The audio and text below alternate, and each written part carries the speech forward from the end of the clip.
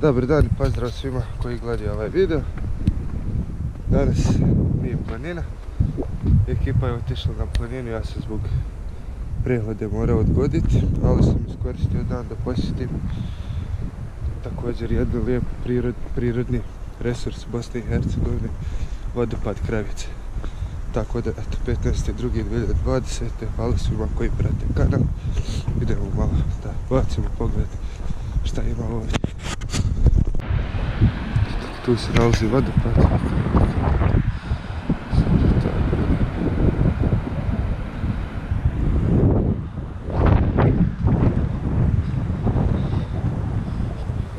Na platoa se bolje vidi. Baš prilijepo.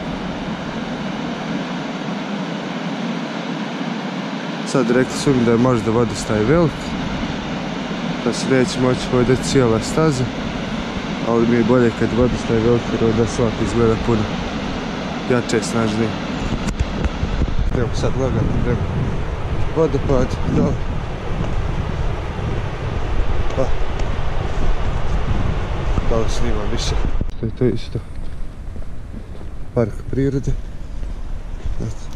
Mora se plati ulaz 10 maraka, simbolični.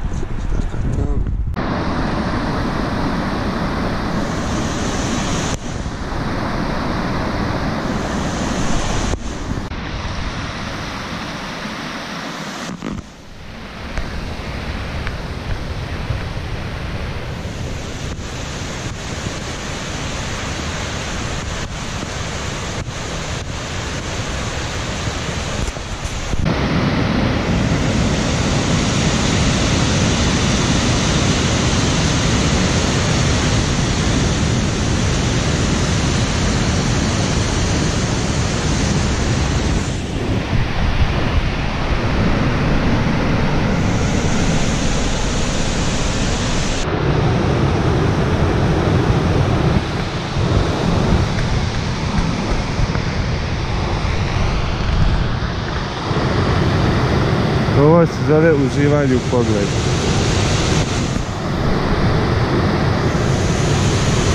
Ne znam da li se na kamer vide kapljice kako lete. Baš se svježava fino.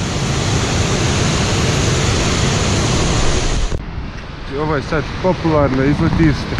Tu se ljeti odkupaju kupalište. Isto zaštićen park, ljudi dolaze. Što se tiče ribarskog fonda i ribe je siromašna, ali je stvarno lijepo.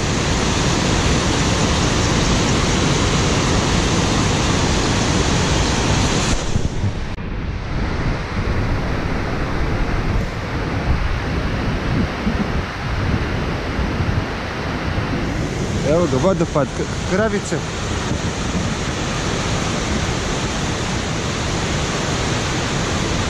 To je djelovanje koje je napravila rijeka Trebižat.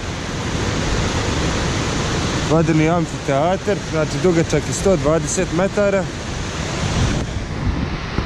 A pod zaštitom prirode od 1954. godine.